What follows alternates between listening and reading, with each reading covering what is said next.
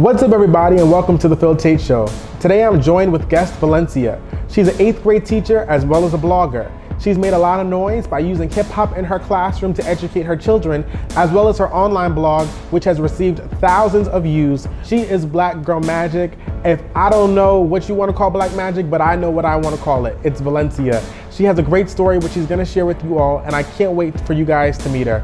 Guys, check out Valencia.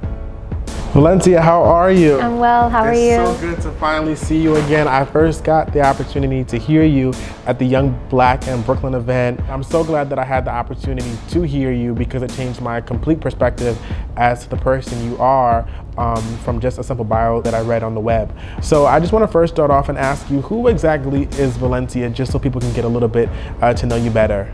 I'm a woman. I'm a Black woman, and I think that's really what I am, a woman, and I think second, or at the same time, I'm a vessel. And I think what that means is that everyone has a purpose, but there are some who figure out their purpose in different ways. And I'm in that place right now where I know my exact purpose, and that purpose is to be a vessel for other people. And the beauty of being a vessel is once you pour everything out, someone else has to pour back into you.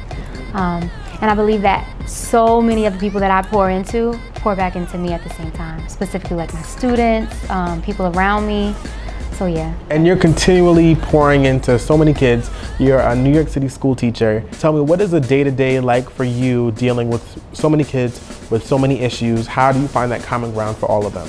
I think differentiating for them is key, and understanding what they need in the moment, but the number one thing I think is love. Love is what carries me every single day, because my babies make me mad, very mad, visibly mad at times. I try not to yell, but they know when I'm pissed, and they all know I love them, but they need to remember in those moments when they're crazier than anybody can handle. So I think that's the day-to-day, keeping the love just moving in my room no matter what. Did you expect that you were going to give so much love to so many kids when you stepped in the role as a teacher? Did you expect that part of it? I don't even know what I expected as a teacher. I knew that kids needed love. I knew that I was gonna be in the hood. I started teaching in Baltimore. I taught there for 7 years. So I knew what I was getting myself into, especially being from an urban area, being from a disenfranchised community, growing up without my mom and my dad. I knew what I was gonna see. I knew what I had gone through, but I didn't know that love was the key until I started to find out on my own for myself. Once I was able to see that in myself, I was able to go back to my students and love them differently than I had ever loved them before. So, do you think showing love to your students is something that differentiates you from all the other teachers and educators that might be in the school who can't quite break through or can't quite crack into the student for them to be attentive to their schoolwork or to be attentive to not keep getting into fights? It depends. What I'm learning is to be less judgmental of people that have different practices than I do. And so people that don't necessarily show love in the way that I do, they get to the kids in a different way. And so I think if I were to sit here and say that love is the cookie cutter model, that might not work for someone and they'll give up on teaching. So I'd rather people figure out what works best for them. I know what works best for me is to give love to my kids, because I need love too. I think my transparency sets me apart from others, because I remember when I fell into, last year I had this immense black hole that I fell into, and it was in front of my kids. I cried for 3 days straight. There are boundaries that you can't cross in front of your kids. And at the time I saw nothing wrong with it. I was crying and I was upset, and they wrote me these letters. They wrote me these beautiful love letters like, "Miss Clay, we love you." And they made me a Spotify playlist, like, because they saw their teacher crying for 3 days, you know?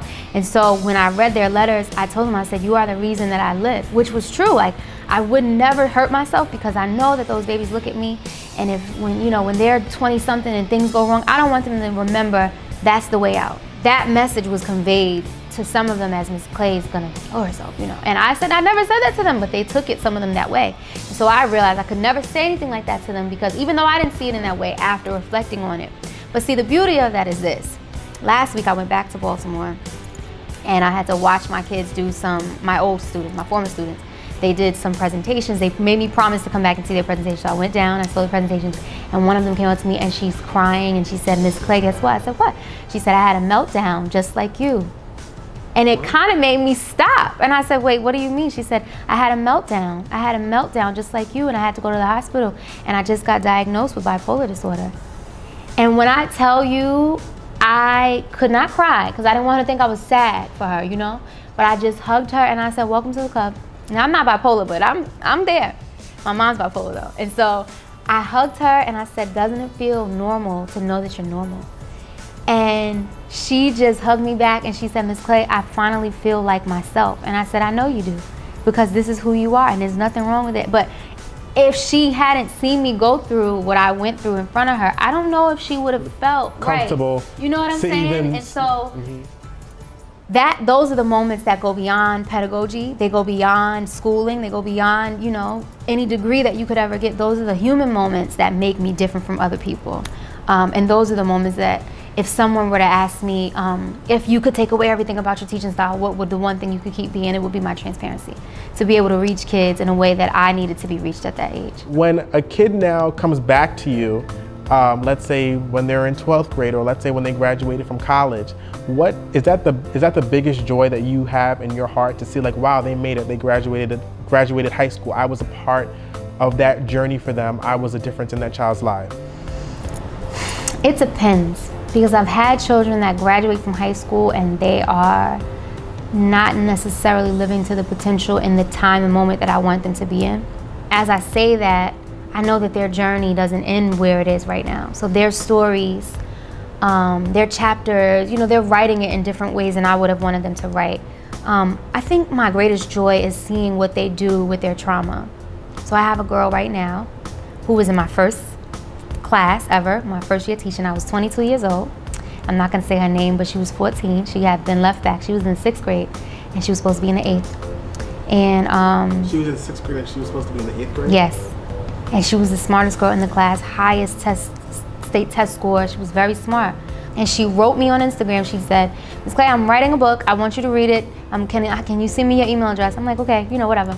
She sends me the email address. She sends me the first chapter. And when I tell you, I was floored. It was written so well. This is gonna be a New York Times bestseller. It's gonna be an international. When I tell you, I read all day. So I know good books writing, when you find them. Mm-hmm. I said, girl, please keep writing this. And she's like, well, how do I move this? I said, we will edit later. Just keep writing from your heart. She's writing about how she was touched on at 11, how her mother didn't believe her, how her mother was popping pills, how, like, she works at McDonald's right now with her 2 kids. And so I can look at her and say she had to get her GED. She didn't even graduate high school. She just finished her GED. So I can look at the babies that graduate from high school. I got children who have full rides right now to Towson. I have like kids that have $30,000 extra in the bank for scholarship money. Like I have those kids who I'm proud of, like, yes, we did it, you know, we made it, right? But those are the proud moments. Please don't get me wrong. But it is the ones that we're not supposed to make it. The ones who are still right now in the trenches that I know will make it farther than any of us can even imagine. I want to touch a little bit on Valencia not just being this teacher, because we have hundreds of teachers out there. But when I was reading your blog and kind of some of the things that I saw on social media and on YouTube was that you use hip hop to educate kids. And I think that's so dope, because so many times I feel like within the New York City teaching style and system, it's like they want you to teach this way, and you have to follow this book, and this is the way it's going to be done. But I feel like you've incorporated this entire teaching strategy where you're using things that kids can relate to. Like I saw you doing something talking about the song Kendrick Lamar, All Right, and you were saying, you know, you had like 4 choices. It's talking about slavery. Doesn't mean he's going to be all right. Doesn't mean, you know, he's empowered by him saying that. Or is it just a song? Tell me, where did you come up with this whole idea of using hip hop and using that style to teach your kids? I had some really great teachers. They didn't necessarily incorporate hip hop, but they incorporated relevant things, and that got me excited. When they were able to pique my interest, it was because they were using something that I cared about. So I carry that with me into my classroom. And it's not just hip hop. I use jazz, I use movies, I use magazines, you know, I use whatever comes in my lap that I think they would find relatable. And I do that because what I realize is they take their time and try to understand something that is relevant to them more than they would with history, because they don't think history matters. Now the key is to make it matter through something that's relevant. So once you give them the hip hop, once you give them the all right, once you give them Kendrick's whole album, you say, take Kendrick's album, figure out how this relates to my class. I don't give them anything. I say, figure out how this song relates to what we've been learning. What does this have to do with slavery? I'll leave it at that. I don't even say slavery though. And you're still educating your kids to take those state tests, but with this different strategy. Because those are the questions that they have. Make connections. What I do is I use state test questions and I reword them, but I use the same exact the structure, right? The formula that those questions are based on. I make my questions look just like that. So it doesn't seem foreign when they get the state test. But what I do also is I make the kids create their questions. So a lot of times when they're reading a text, they don't just answer questions at the end. You know how we used to get the story, now you answer the 5 questions. No, they get the story, now they create the 5 questions. They have to create their own questions because that's higher level thinking. If you can create the question, of course you can answer the question. And then they share those questions, and then we have these amazing dialogues where they're asking each other, they're pushing these questions, and that's when they practice what I said earlier, that accountable talk. They're practicing being respectful, they're practicing sounding intelligent, because you can't just answer a question.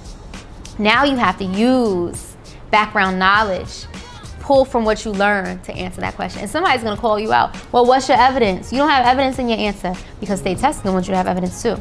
So it's the same thing, but I'm not teaching to the test, I'm teaching to life. Have all your kids been responsive to coming up with this like jazz, hip hop, anything relevant? They love it, and I push it on them. So I'll get a text at 11 o'clock, I won't respond because I think it's inappropriate, but they don't care, they don't know boundaries. So, but they'll send me like a screenshot of a Facebook argument that someone was having. They'll show me screenshots of memes. Like we had a whole project on World War II, should blacks have fought in the white man's war? That was the name of the unit. And they had to create memes. Some of them were yes memes, they should have gone to war. And some were no memes, they should not have gone to war. And it was like, wow.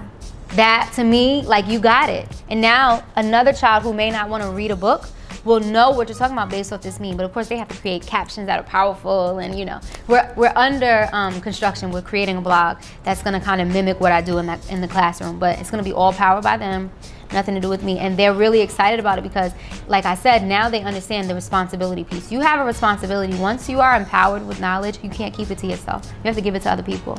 And that's how service. Yes, and that's how we try our best to get rid of the so-called problem, because now we are not the problem. We never were anyway, but now we are adding what society needs. We're giving our fruits to society. And you're definitely pouring into other people, and not only kids are hearing you, but you're allowing kind of like the entire world to hear you through your blog, which has made a lot of noise on social media. It's made a lot of noise digitally. Tell me a little bit about your blog and why you started it. It's a funny story. The blog will be 3 years next month. And I first started it because I was trying to get rid of my clothes. So it was originally called Vintage Homeless Indian, and it was actually a clothing like online thrift store boutique. And I was like selling all my clothes, and it was fun. And I was like, oh, I need to start a blog so I could do like streetwear and interview girls on the street and post their pictures, and then that'll help the clothes sell more. Like I had this whole grand scheme of an idea, but I didn't love it. Once all the clothes sold, I was like, I'm glad they're done. I bought a pair of red bottoms and I kept it moving. Like I used that money for something that I didn't need, and I was just like, I don't want to do this again. But Trayvon's case happened that year. Zimmerman was free, and we marched for miles down 42nd Street, and we sat there, and it was this phenomenal movement, and I wrote about it, and I posted on the blog, this same blog that had nothing to do with those things. And then I was falling deeper into depression. I started writing about things that made me feel better, and I didn't realize at the time, but writing became my therapy. And I essentially changed the name to Valencia's Garden because Vintage Homeless Indian had nothing to do with what I was doing anymore. And I couldn't figure out what the name would be, but I said it has to be my name because there's nothing else that describes me more than me and who I am. And I felt like garden was perfect because you can find anything in a garden. It's like a treasure chest. You can find literally anything if you go to any garden, right? So true. And so I'm like, this is me. This is who I am. And that's why you'll see a post about my love life, then followed by a post about what I'm doing in my classroom, followed by a travel post, followed by a thrift store post, because it's my garden. Nobody can tell me what to do. And now I like writing for other publications. And I have to follow their structure rules and their formula. And that's cool, because when I go back to the garden, it's you can do whatever you want. I can put a period and keep it moving, and so that's what it's become for me. And when I first started it, I know people were laughing at me because people were telling me, people were talking about it, and I was like, it hurt. And like I said, I've been rejected all my life. I never won homecoming queen or any of those things that I would run for, you know, and so I was used to being rejected. I never got the boy I liked and, you know, all that stupid stuff. And so it was just more of like, I'm not good enough when I first started blogging because nobody cared. And I'm friends with bigger bloggers like Alex L. She's like my sister who's getting married today actually. And she was booming. And I'm like, how come I know that I'm writing as well as her? How come nobody's looking? You know, I was looking at all these people around me and that was making me feel worse. I had a friend who said, stop looking at your views, just write. And so for years, I swear to you, I would not look at the numbers on my blog. And when I did it in that way, that's when I would just get these emails. I needed to read that. Thank you for this. Thank you for sharing that. I'm going through the same thing. And with every email that came, it was like, okay, you're doing it. This is your purpose. This is what you're supposed to be doing. But I still wasn't doing it for them. It still was me, for me, because I didn't know, like I said, I didn't know I had mood disorder at the time. So it's like when you stop looking, when you stop trying, that's when you find yourself. And so my advice, I always tell people to get off social media. Take months off. Who cares? Because you're not gonna find yourself if you're following everybody else. So I just want to thank you, Valencia, for just sharing so much. And I say once again, you are Black Girl Magic to the fullest. If I don't know what Black Girl Magic is, it's you, because you definitely identify someone who is not trying to do anything for fame, because sometimes I can't even lie, when I watch Black Girls Rock or some of that type of stuff, it's very superficial. And I know a lot of Black power women who do things just to be superficial and just to be known, because don't think that everyone who claims they're helping someone is doing it to help someone rather than their own want or desires to be seen. And I think that you're definitely someone in the community who's a power person. And I think that you're doing more than just going to a concert and just seeing someone on stage for 3 hours, because you're changing lives and you're changing kids, the way they think, changing the way they perceive things, changing when they see like a white woman on a bus that might do something or that might look at them a certain way, not to react a certain way. And for you, I say thank you for being a changer, for being a mover and a shaker. I can only wait to see the things that you're going to do. I can only wait to see the things that you've yet to do. I want to thank you so much for the opportunity to interview you, being so humble to come down and to just share, and to, as you said, you're a vessel to fill, because you've definitely given me a lot. And just be you, and I know that your story will definitely continue to touch millions and thousands as it has already, and we're just waiting to see what you got next. Thank you. Alrighty. Well, that's all for the Phil Taitt Show. I want to thank Valencia for coming down here to share her story. I know that she's definitely Black Girl Magic. I'm so happy for the opportunity. Be sure to check out her blog at valenciasgarden.com, and I know that she has a whole lot in store for you. Thanks guys for watching, and I'll see you all soon.